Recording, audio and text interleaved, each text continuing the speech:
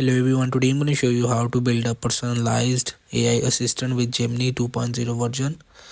So when I just tap on it, so number one is define your assistant purpose. So you will just select the model and you will just Gemini advanced. So you will just upgrade it from here.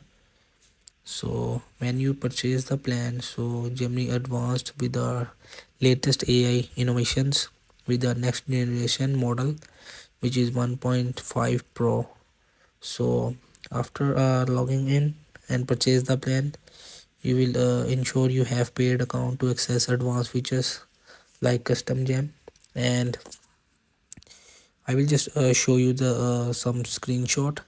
So when you just tap on it, so from here you will see the brainstormer, career guide, coding partner. So below the coding partner you will see the plus icon, which is new gem. So check out new gem or custom version of Gemini that are tailored to give you the specific types of responses.